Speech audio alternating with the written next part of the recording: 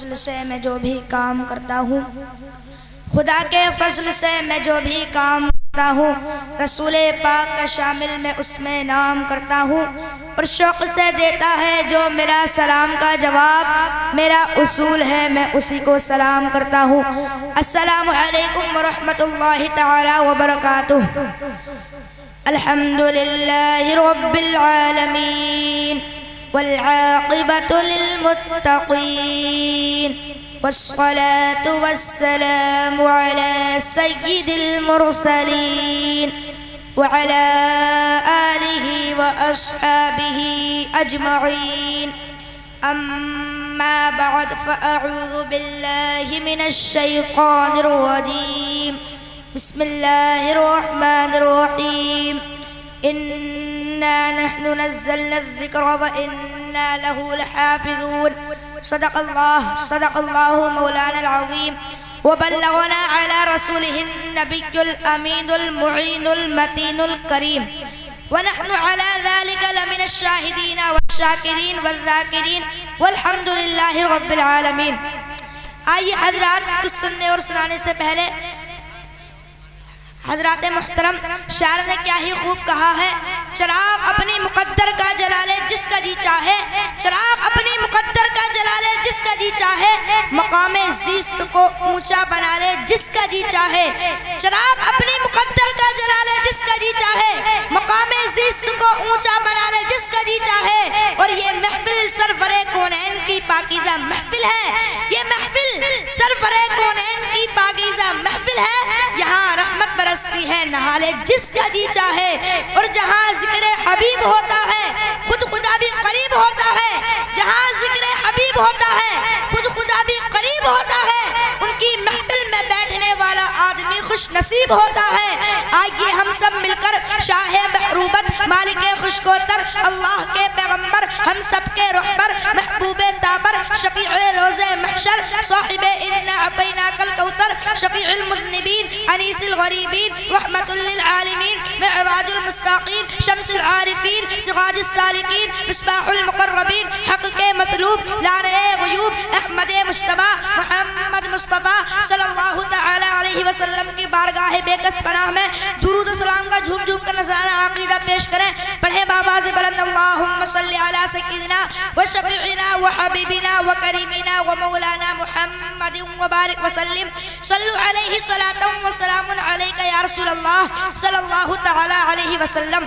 واہ کیا مرتبہ غوث ہے بالا تیرا، واہ کیا مرتبہ غوث ہے بالا تیرا، اونچے اونچوں کے سروں سے ہے قدم اعلیٰ تیرا، واہ کیا مرتبہ غوث ہے بالا تیرا، اونچے اونچوں کے سروں سے ہے قدم اعلیٰ تیرا، اور سر بھلا کیا کوئی جانے کہ ہے کیسا تیرا، سر بھلا کیا کوئی جانے کہ ہے کیسا تیرا، اولیاء ملتے ہیں آنکھیں وہ ہے طلبہ تیرا۔ حضرات گرامی، اللہ تعالیٰ نے قرآن شریف میں ارشاد فرمایا انا نحن نزلنا الذکر وانا لہ لحافظون، بے شک ہم نے ہی اس کو نازل کیا اور ہم ہی اس کی حفاظت کرنے والے ہیں۔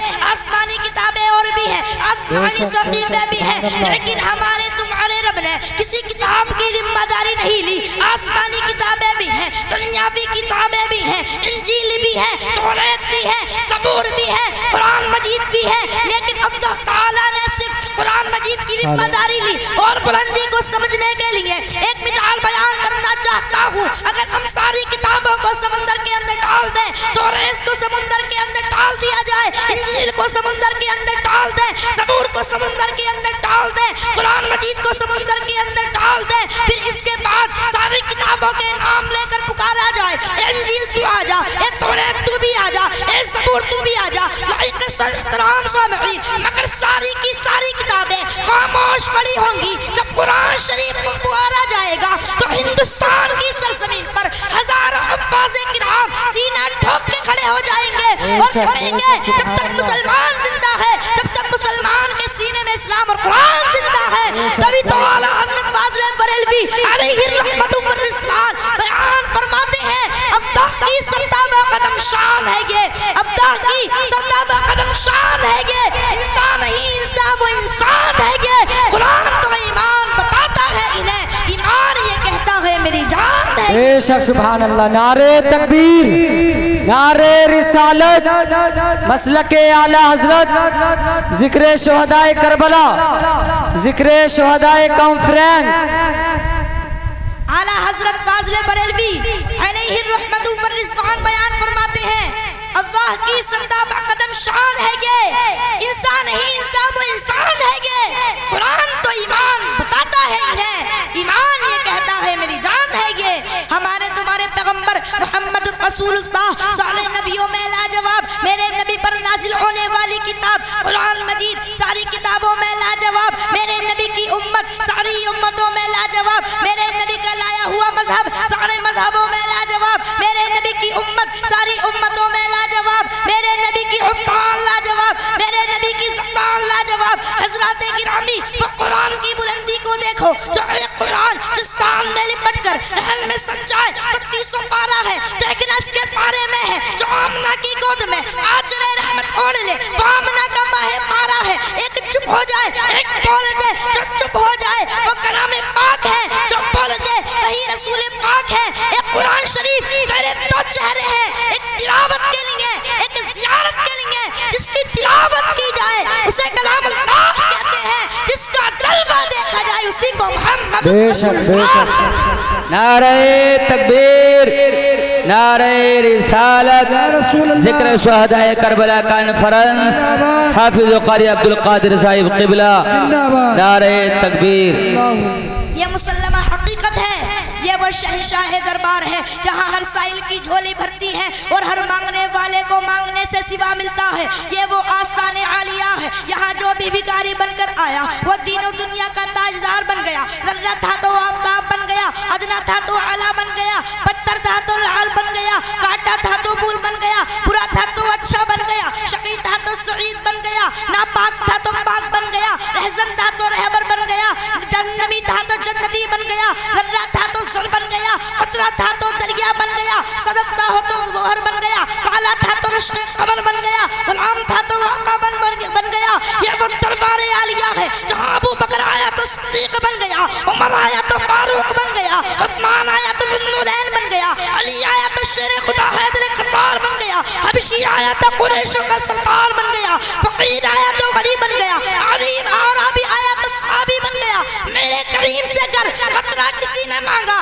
میرے کریم سے گر قطرہ کسی نے مانگا، دریا بہا دیے ہیں دبے بہا دیے ہیں. اور شان نے کیا ہی خوب کہا ہے، مختار کائنات ہے جو چاہو مانگ لو، مختار کائنات ہے جو چاہو مانگ لو، ہمارے نبی حیات ہے جو چاہو مانگ لو، مختار کائنات ہے جو چاہو مانگ لو، ہمارے نبی حیات ہے جو چاہو مانگ لو. بے شک بے شک سبحان اللہ. صلی علی محمد، تعویذ ہر بلا ہے صلی علی محمد. جو درد لا دوا ہو یہ گھول کر پلا دو، جو درد لا دوا ہو یہ گھول کر پلا دو، کیا نسخہ شفا ہے صلی علی محمد. میرے رب نے قرآن کی ایسی حفاظت کی کہ جس نے قرآن کے تحفظ کے لیے اپنی جان لٹا دی، میرے رب نے اس کی حفاظت فرما دی. آئیے ایسا ہی ایک واقعہ آپ کے روبرو پیش کرنا چاہتا ہوں. ایک غنی مسلمان تھا جس کا نام عبد الرحیم تھا، مگر وہ صوم و صلات کا پابند تھا. معمول ایک یہودی تھا، نوکری کیا کرتا تھا؟ معمول جب صبح پیدر ہوتا تو قرآن کریم کی کیا تلاوت کیا کرتا تھا، یہودی نے ایک دن دیکھا، 2 دن دیکھا، 2-4 مہینے دیکھا، اس سے رہا نہ گیا. وہ کہنے لگا او مسلمان تو رہتا میرے یہاں، کھاتا میرے یہاں، پیتا میرے یہاں، مگر کلمہ اپنے نبی کا پڑھتا، کتاب اپنے نبی کی نازل ہوئی پڑھتا. اگر تجھے میرے یہاں رہنا ہے تو کتاب میرے نبی کی پڑھے گا، کلمہ میرے نبی کا پڑھے گا. مسلمان کہتا ہے ہرگز نہیں، میرے نبی تیرے نبی سے افضل ہے، میرے نبی کا لایا ہوا قرآن تیرے نبی کی کتاب سے افضل ہے. یہودی کہتا ہے ایسے اصلیت کا پتہ نہیں چلے گا جب تو اپنی کتاب آگ میں ڈال، میں بھی اپنی کتاب آگ میں ڈالوں گا. مسلمان کہتا ہے ٹھیک ہے. اب یہودی نے دن مقرر کر دیا. یہودی کہتا ہے جس کی کتاب چل جائے وہ کنکر ہے اور جس کی کتاب بچ جائے وہ افضل ہے. مسلمان کہتا ہے ٹھیک ہے. اب مسلمان بیچارہ غریب انسان تھا، نوکری کیا کرتا تھا؟ اب مسلمان کے پاس کوئی کیمیکل نہیں تھے، کوئی دوائیاں نہیں تھی، وہ قرآن کریم میں لگا دیتا. مگر ادھر وہ یہودی امیر شخص تھا، مالدار شخص تھا، اس نے اپنی کتاب میں طرح طرح کے کیمیکل لگائے، طرح طرح کی دوائیاں لگائیں۔ حضرات محترم اعلان کر دیا گیا کہ فلاں دن مسلمان اور یہودی میں مقابلہ ہے، مسلمان کی کتاب اور یہودی کی کتاب میں مقابلہ ہے۔ جس کی کتاب چل جائے وہ دعوے میں جھوٹا ہے، اور جس کی کتاب بچ جائے وہ دعوے میں سچا ہے۔ مگر وہ مسلمان قرآن کریم کی کیا تلاوت کیا کرتا تھا، کیا تلاوت کیا کرتا تھا، وہ دعائیں مانگتا ہے مولا یہ مسلمان اور یہودی کا مقابلہ نہیں بلکہ ایک دشمن اسلام اور مسلمان کا مقابلہ ہے۔ لائق عزت احترام تعظیم و تکریم سامعین، دن مدعین یعنی مقررہ وقت وہ آ گیا، لاکھوں کی تعداد میں لوگ جمع ہو گئے، آگ بھڑکا دی گئی۔ یہودی اپنی کیمیکل لگائی ہوئی کتاب لے کر پہنچ گیا، مسلمان بھی اپنی کتاب لے کر پہنچ گیا۔ یہودی کہتا ہے عبدالرحیم اپنی کتاب آگ میں ڈال، جناب عبدالرحیم کہتے ہیں تو اپنی کتاب آگ میں ڈال سکتا ہے مگر میں اپنی کتاب آگ میں نہیں ڈال سکتا۔ یہودی پوچھتا ہے کیوں؟ تو مسلمان جواب دیتا ہے آگ میں ڈالنا بے ادبی ہے، جب تو اپنی کتاب آگ میں لے کر کود جا میں بھی اپنی کتاب آگ میں لے کر کودتا ہوں۔ جو دعوے میں جھوٹا ہوگا وہ جل کر راکھ ہو جائے گا، اور جو دعوے میں سچا ہوگا وہ بچ جائے گا۔ مگر وہ مسلمان قرآن کریم کی کیا تلاوت کیا کرتا تھا، کیا تلاوت کیا کرتا تھا، وہ دعائیں مانگتا ہے مولا یہ مسلمان اور یہودی کا مقابلہ نہیں بلکہ ایک دشمن اسلام اور مسلمان کا مقابلہ ہے۔ لائق عزت احترام تعظیم و تکریم سامعین، دن مدعین یعنی مقررہ وقت وہ آ گیا، لاکھوں کی تعداد میں لوگ جمع ہو گئے، آگ بھڑکا دی گئی۔ یہودی اپنی کیمیکل لگائی ہوئی کتاب لے کر پہنچ گیا، مسلمان بھی اپنی کتاب لے کر پہنچ گیا۔ یہودی کہتا ہے عبدالرحیم اپنی کتاب آگ میں ڈال، جناب عبدالرحیم کہتے ہیں تو اپنی کتاب آگ میں ڈال سکتا ہے مگر میں اپنی کتاب آگ میں نہیں ڈال سکتا۔ یہودی پوچھتا ہے کیوں؟ تو مسلمان جواب دیتا ہے آگ میں ڈالنا بے ادبی ہے، جب تو اپنی کتاب آگ میں لے کر کود جا میں بھی اپنی کتاب آگ میں لے کر کودتا ہوں۔ اب یہودی پریشان ہو گیا، اس نے اپنی کتاب میں طرح طرح کے کیمیکل لگائے، طرح طرح کی دوائیاں لگائی مگر اپنے میں کچھ نہیں لگایا تھا۔ پریشان ہو کر کے طرح طرح کی باتیں کرنے لگا مگر وہ عاشق رسول، وہ سچا قرآن کا شیدائی، اس نے دیکھا کہ یہاں لاکھوں کی تعداد میں لوگ جمع ہیں، اگر میں قرآن کریم کو ہاتھ میں لے کر کود جاتا ہوں تو یہاں سارے لوگ کلمہ پڑھ کر مسلمان ہو جائیں گے۔ وہ رسول کا دیوانہ وہ قرآن کریم کو ہاتھ میں لے کر چھلانگ لگا دیتا ہے یعنی کود جاتا ہے۔ لوگ سمجھ رہے تھے کہ جل کر راکھ ہو جائے گا، جب دیکھا گیا تو قرآن کریم کی تلاوت کر رہا تھا، پڑھ رہا تھا اِنَّا نَحْنُ نَزَّلْنَا الذِّكْرَ وَإِنَّا لَهُ لَحَافِظُونَ۔ سارے لوگ اسی وقت عبدالرحیم کے ساتھ کلمہ پڑھ کر مسلمان ہو گئے۔